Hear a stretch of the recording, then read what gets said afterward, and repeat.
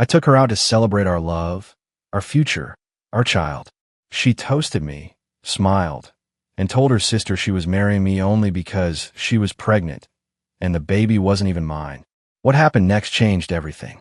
Before we dive in, drop a comment with where you're watching from, and don't forget to hit subscribe for more videos like this.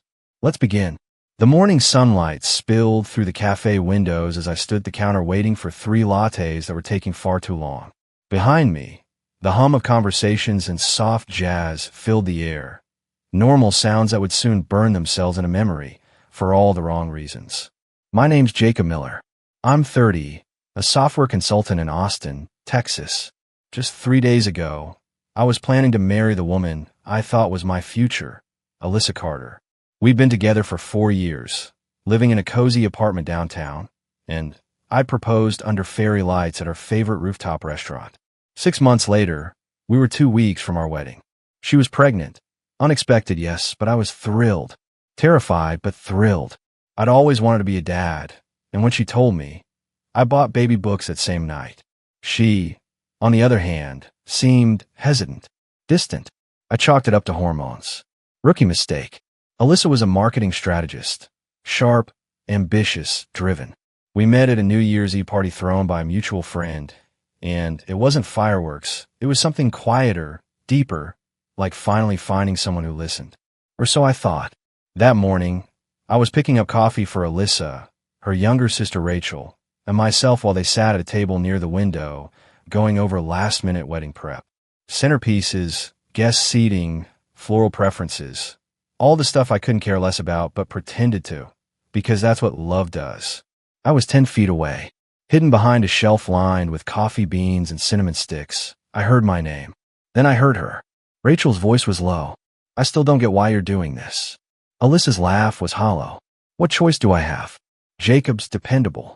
He's got insurance, a solid job, a condo. He's safe. Rachel replied, sharper, but you don't love him. That's when Alyssa said it.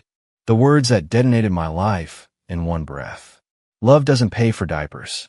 I'm only marrying him because I'm pregnant. And it's not even his baby. My body went cold. I heard nothing else except the roaring in my ears. I stared at the coffees in my shaking hands, trying to make sense of what I just heard. Rachel's eyes darted over Alyssa's shoulder, and then locked with mine. She mouthed it silently. He's behind you. I walked to their table slowly, set the coffees down with deliberate care. DNA test time, I said.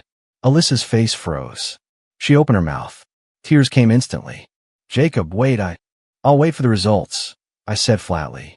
Until then, you can talk to my lawyer. I turned and walked away from the life I'd been building, one lie at a time. I didn't even take my car. I walked 10 blocks in a daze and ended up outside my older brother Ben's house. He opened the door, took one look at me, and wordlessly handed me a whiskey. You all right? He asked. No, I said, but I will be. The next day, I went back to the apartment while Alyssa was at work. Her texts had started already, dozens of them. Calls too. I ignored everyone. I was there to grab my things and cancel the wedding vendors. Lost some deposits, but it was worth every penny to get out. I noticed her laptop open on the counter. I'm not proud of what I did next, but I did it. Her Facebook Messenger was pulled up. A conversation with someone named Derek. Alyssa, I'm sorry I told you I was handling it. The wedding's in 10 days. It's almost over. Derek, over. Alyssa, I told you. If you go through with this, I'm done. Alyssa, once the baby's here, things can change. Jacob's not forever. Dated 3 days before the coffee shop. Derek worked with her. I remembered hearing his name before. Now I was staring at proof that she wasn't just baby trapping me. She was trying to keep her lover in her back pocket. I took photos of everything. When Alyssa came home early and saw me packing, she broke down. You can't just walk away, she screamed. I laughed. Watch me. She pivoted quickly, from tears to venom. You think you're some prize? You're boring. You're just a placeholder. Derek was passion. Your paperwork. I zipped my suitcase calmly. Then, I guess paperwork's about to file a restraining order. Her final shot. That baby's still legally yours. You'll be on the birth certificate, and if you leave, you'll be paying for it for 18 years. Not if I have anything to say about it. And I did. Beth, Ben's wife, is a family law paralegal. She'd already made a list. cancel joint accounts, secure documents, and above all, get tested. Because if she cheated once, there's no telling what else she lied about. But the most important piece came from the state laws she showed me. If I could contest paternity before the birth, I had a fighting chance. I wasn't going to be another man paying for someone else's mistakes. I was going to be the man who exposed them. 2 days after the coffee shop betrayal, I wasn't just licking wounds. I was plotting justice. Ben and Beth were my backbone. While I tried to concentrate on remote work from their spare bedroom, Beth was connecting dots like a tactical analyst in a war room. She called in a favor with her boss's brother, a shark of a family lawyer named Grant Holloway. When I told Grant everything, he didn't blink. "You just dodged a grenade, Jacob," he said. "But we're not done. Now we go on offense." He didn't mean emotionally. He meant legally. The next move was precision. See, Alyssa's messages to Derek gave us all the ammunition we needed. First, we subpoenaed her social accounts to preserve any records. Second, we got serious about Derek. I remembered Alyssa mentioning him months ago. Derek from marketing. She said he was married once, but now single, and just a friend at work. But Beth, our bloodhound, found his LinkedIn in under 10 minutes. Derek Monroe, senior strategist at Stratix Media, the same firm Alyssa interned for last year. The timeline? January retreat. That's when she came back acting strange. Distant. She'd said she was tired, and I believed her. I even made her soup that night. But now the dots formed a picture I could not unsee. I needed one more piece. So I did something that still haunts me. I texted Rachel. "Me, I need to ask you something. And I need the truth." Rachel, "Jacob, I'm sorry for everything." I tried to warn her. "Me, who's the father?" She hesitated. Then, Rachel, "Derek," from her job. She told me it happened at the company retreat. I thanked her, said I wasn't mad at her. She replied, "You didn't deserve any of this. You were always too good for her." I forwarded it all to Grant. His voice was calm, but I could feel the energy through the line. "This is very, very good." That afternoon, he drafted something vicious, a formal notice of intent to establish paternity and seek child support, aimed not at me, but at Derek Monroe. It was clear, it was cold, and it was legal thunder. In simple words, we told Derek, "The moment this child is born, we'll be demanding a DNA test, and if it matches, you're on the hook for 18 years. A private process server delivered it to Derek at his gym the very next morning. Meanwhile, Alyssa was spiraling. She sent me an email, not a text, a cold, typed-out formal notice addressed to Jacob Miller, acknowledged father of my unborn child. She even CC'd her best friend who'd recently passed the bar, as if some fresh graduate could scare me with fake legalese. I forwarded it to Grant. He laughed. "She just admitted in writing she's naming you as the father fraudulently. That's not just it's a gift." My reply to Alyssa was surgical. Per advice of my attorney, I am formally contesting any claim of paternity and will pursue a court-ordered DNA test. Any documentation listing my name without consent will be met with legal consequences. All future communication is to go through legal representation. 30 seconds later, my phone rang. "Alyssa." I didn't answer. 1 hour later, Derek did. He'd just been served. He lit up Alyssa's phone with texts and missed calls that I only saw later through screenshots. "Derek, what the hell did you do? You told me this wouldn't come back to me." "Derek, you said it was handled. You told me Jacob didn't suspect anything." "Derek, I could lose everything, Alyssa." And then, the coup de grace. Beth, in full angel of revenge mode, created an anonymous email account and sent a simple tip to Stratix Media's HR department. It included dates of the January retreat, names, Alyssa Carter and Derek Monroe, screenshots proving a relationship between a senior employee and an intern, a direct violation of company policy. The next day, Rachel texted me, "Rachel, you're not going to believe this. HR just called Alyssa in. She's been fired. Derek's been suspended." It worked. In 3 days, Alyssa had lost her fiancé, her job, her side piece, who now wanted nothing to do with her. And she had no idea that I was only just getting started. Because justice wasn't enough, I wanted her to feel what I felt. That night, I drove past our old apartment one last time. Lights were off, probably crying, probably scheming. But me? I was somewhere else entirely, planning a revenge that didn't just enter plans, but made her regret ever trying to rewrite mine.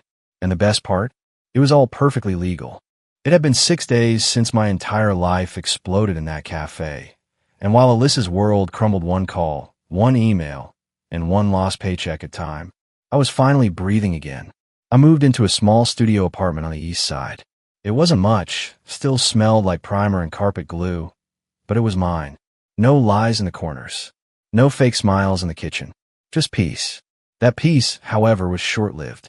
Thursday night, Ben called from the video doorbell. "She's here," he said. "Who? Her." I didn't even need a name. I could hear her in the background, Alyssa, crying, wailing, the works. The kind of display only someone cornered and unraveling could perform. I imagined mascara streaking down her cheeks, tangled hair, a trembling voice rehearsed for maximum sympathy. Ben didn't open the door, but he did record everything. "I love him," she screamed to the porch light. "I made a mistake. Jacob, please. Please." I watched the footage from my phone. I didn't even feel anger. Not anymore. Just numb. Rachel had been quietly updating me since the fallout. She said Alyssa was spiraling, fired, blocked by Derek, disowned by her company, and worst of all, disappointed by her own parents. Her father reportedly told her, "You've embarrassed this family." Ouch. But Alyssa's worst nightmare was only beginning. She couldn't afford our apartment alone. The lease required 60 days notice to break. She tried putting up half her stuff for sale online, probably hoping to scrape together the rent. And then came the message. Not from her phone, from her mother's. "Unknown number. Can we please talk? Just 5 minutes." I should have ignored it, but I didn't. I agreed to meet her at a public Starbucks. I arrived early and sat near the door. She walked in wearing sweatpants, no makeup, hair pulled up in a bun, and that same faux vulnerability expression I'd seen her weaponize for 4 years. But this time, something was different. She looked beaten, not just exhausted, but lost. "Thanks for meeting me," she said, her voice low. I need to talk to you without lawyers, without yelling." "You've got 5 minutes," I replied, my tone flat, cold. She nodded slowly and sat down. "I know I hurt you," she began. "There's no excuse. I was scared. I panicked when I found out I was pregnant. You weren't scared. You were strategic." "No. I mean, maybe at first. But Derek, he was exciting. He made me feel something I hadn't felt in years. You were just comfortable." I almost laughed. "So your plan was to marry me, let me raise his child, and what? Just keep pretending?" "No. I thought I could make it work. I thought maybe, eventually, I'd learn to love you again. So love me enough to lie for 18 years. She looked down. Silence. And then came the twist I wasn't expecting. Her eyes met mine, brimming with tears, and she whispered, "I lied to Rachel." I blinked. "What?" "I lied to her.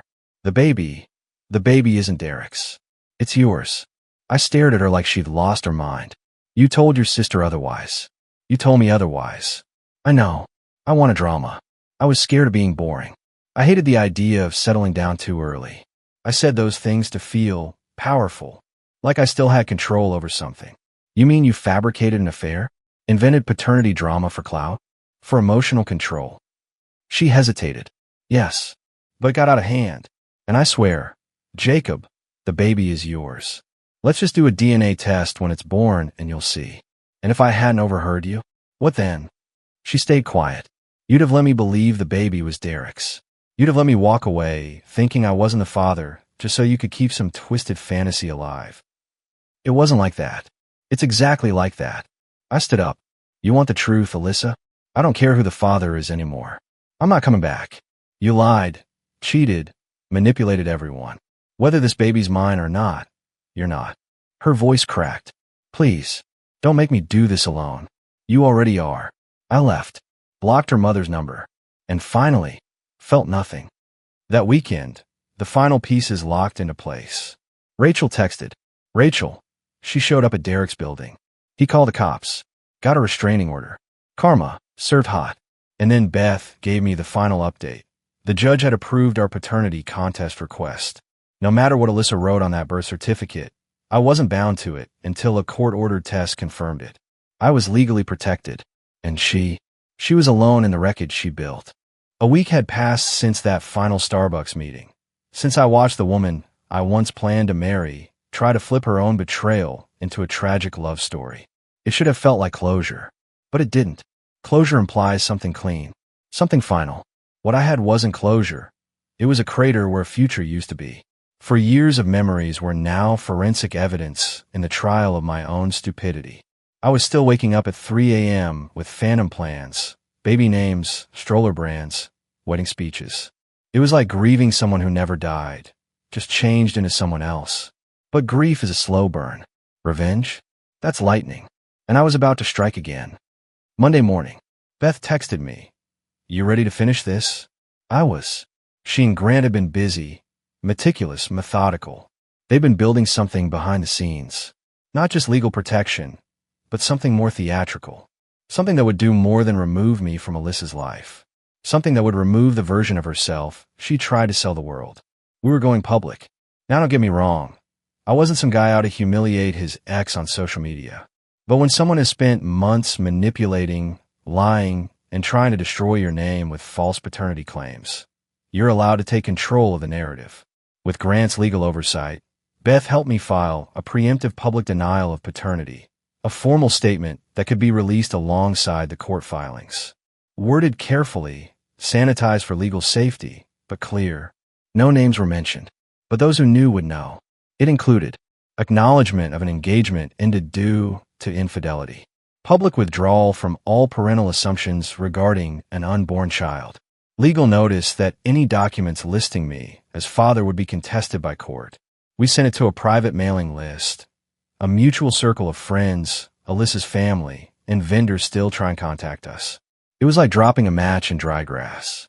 By Wednesday, Alyssa's phone was ringing with questions. By Friday, her mother had called Rachel in tears asking what had really happened.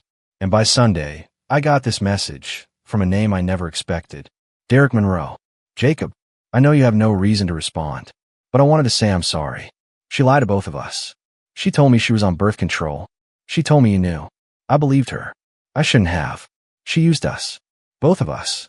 I didn't respond, not because I hated him, but because I no longer needed anything from him. He was a footnote in her destruction. But Alyssa, she was still trying to write new chapters. That same week, she showed up at my building. Not my apartment. My job. My office phone rang with the receptionist's voice. "There's a woman here to see you. Says she's your fiancé." "I don't have one," I replied. 5 minutes later, security escorted her off the premises. I wasn't afraid. I was done being the safe guy who cleaned up other people's messes. But I wasn't done yet. Not until she felt what I felt. The opportunity came 2 weeks later. Ben and Beth were throwing a small cookout. Close friends, old neighbors, and some extended family. I hadn't planned on going until I heard Alyssa's parents were invited and attending. I showed up late with no warning, and I brought a guest. Her name was Lily. No, this isn't some rebound love story. Lily was a friend of Beth's, a pediatric nurse who'd gone through her own ugly breakup a year prior. We'd met a few times, and there was no romance between us. But she agreed to show up as my date. And when we walked into that backyard holding hands, smiling, calm, healthy, the look on Alyssa's father's face said everything. He pulled me aside. "I owe you an apology," he said quietly. "You don't," I replied. "She does." He nodded slowly, then said something I didn't expect. "She's not living with us anymore. She refused therapy. Keeps lying to everyone. I told her until she owns what she did, she's on her own." I thanked him, politely, but I didn't smile, because I wasn't celebrating. I was surviving. The final twist came the following morning. A voicemail from Rachel. She moved back in with Derek. For one night. He kicked her out before sunrise. That was it. The circle closed. The affair that destroyed everything. The fantasy that cost her job, family, fiancé, and maybe child support for 18 years, ended in a one-night exile. She was now couch-hopping between friends, avoiding rent collectors, and posting cryptic quotes on Instagram about loyalty and healing energy. Irony never sleeps. But I finally could. 3 months had passed. 3 whole months since the coffee shop. Since the crash. Since the unraveling of Alyssa Carter's perfect little fiction. And finally, life was quiet. I had unpacked every box in my studio, gotten back into morning runs, Made peace with my furniture being a mismatched collection of Craigslist finds and Goodwill luck. The city didn't feel heavy anymore. The shadows and familiar places didn't whisper old memories like they used to. But just as I started settling into this fragile new normal, the universe handed me one last letter. A handwritten envelope, folded into my mailbox with no return address. I opened it. I almost didn't, but I did. The handwriting was unmistakably hers. Slanted, rushed, but still elegant in a way that had once pulled me in. Inside, 2 pages, front and back, neatly lined. It wasn't a plea. It was a confession. Jacob, you don't have to read this. I wouldn't blame you if you threw it away the second you saw my name. But I'm writing it anyway, because I owe you what I never gave. The truth. I was never going to make it work. Not with you. Not with Derek. Not with anyone. Because I wasn't honest with myself about what I wanted. I chased attention like air. I built stories in my head because reality was too quiet. You gave me peace, and I mistook that for boredom. I thought being loved unconditionally meant I could do anything and you'd stay. I pushed limits, crossed lines, lied to Rachel, lied to Derek, lied to you. The truth about the baby? I don't even know anymore. I told so many lies I started believing whichever one hurt less that day. I was scared it was yours, and I was scared it wasn't. So I made sure you'd never want to find out. But you did, because you were better than me, smarter, stronger. I'm not writing to ask you to come back. I know that door is locked forever. I'm writing to say, you were the best thing in my life, and I destroyed it. I've started therapy, not because I want to win you back, but because I don't want to become this story forever. I hope you find someone who knows what they have when they have you. Alyssa, I read it once, then again, and then I shredded it. Not out of hate, out of mercy, because that wasn't my weight to carry anymore. A few weeks later, I got a call from Grant, my lawyer. DNA test results came in, he said. I held my breath. She named you as the father on the birth certificate, just like she said she would. But the test, you're not the father. I let out a breath I didn't realize I'd been holding for months. Derek, highly likely. We served him again last week. His legal team's going to try and settle quietly. Let them. I hung up and stared at the ceiling of my studio. It wasn't joy I felt. It wasn't victory. It was peace. Uncomplicated, undeserved peace. And then something strange happened. I smiled, because for the first time in a long time, I wasn't thinking about revenge or heartbreak or betrayal. I was thinking about the future. 6 months later, I was sitting at Park Cafe on a sunny Sunday afternoon when Lily, yes, that Lily, walked by and waved. We'd stayed in touch, as friends, at first.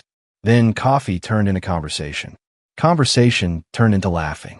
Laughing turned into walking the city together, like 2 people discovering something new inside something old. She wasn't a rebound. She was a reminder. That love doesn't have to start with fireworks. Sometimes it starts with healing.